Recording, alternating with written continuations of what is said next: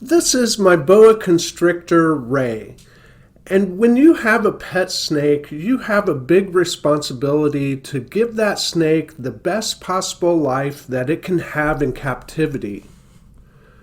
Proper husbandry is a given, but beyond that, it's also about giving it plenty of space and enrichment in its environment so it has plenty of opportunity to exercise its body as well as its mind.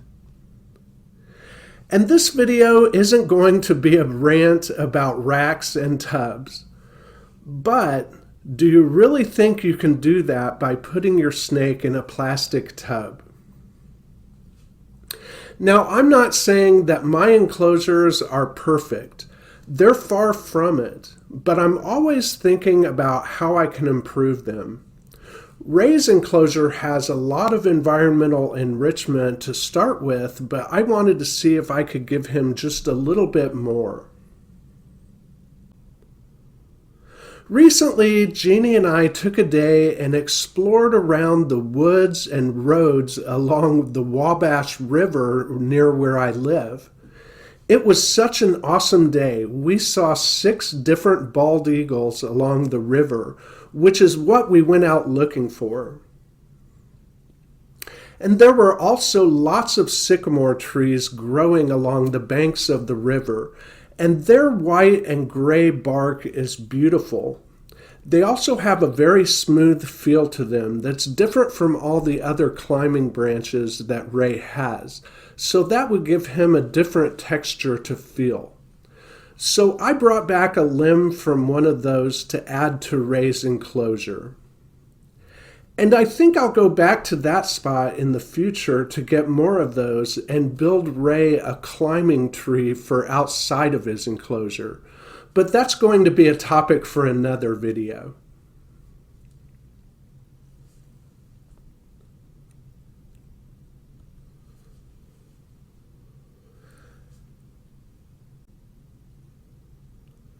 I often see people keeping their boa constrictor in enclosures that are either 4 or 6 feet long, 2 feet deep, and 2 feet tall. I think that's partly because there are a number of commercially made enclosures with those dimensions. And that's not a bad amount of floor space for a boa constrictor, but depending on their size. But boa constrictors are definitely semi-arboreal, and they love to climb and spend time in the branches. So if you give a boa more height and things to climb on, they'll definitely use it. And it's a great way to give them enrichment in their enclosure. Although I thought Ray would immediately go to check out this new limb, so far he's completely ignored it.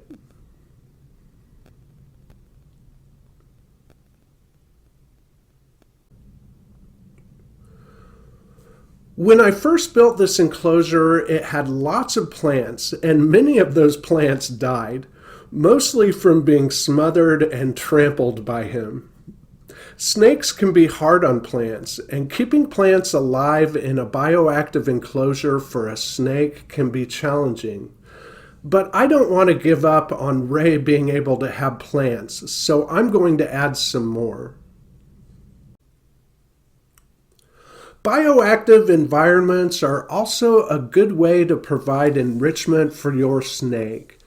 A bioactive environment gives him a lot of natural things to smell and explore, and it does more to encourage a snake's natural behavior.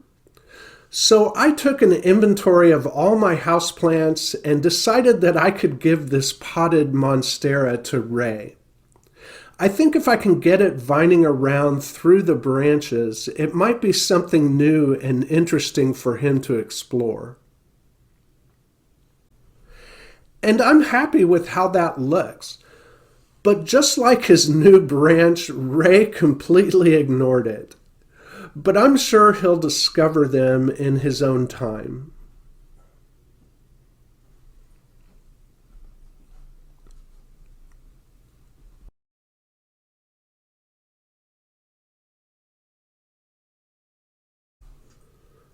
The humidity and temperature gradient in this enclosure is perfect.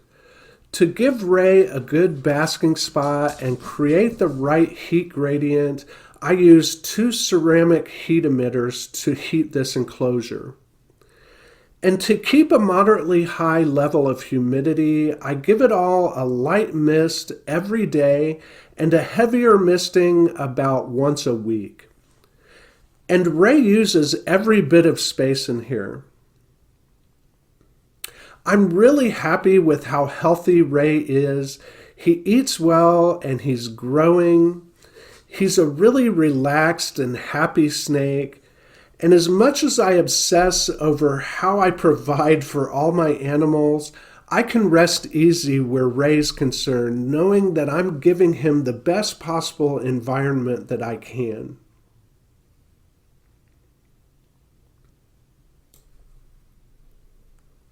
So that's all I have for today. I hope you enjoyed the video and I appreciate you watching. Don't forget to like and subscribe, and I'll see you in the next video.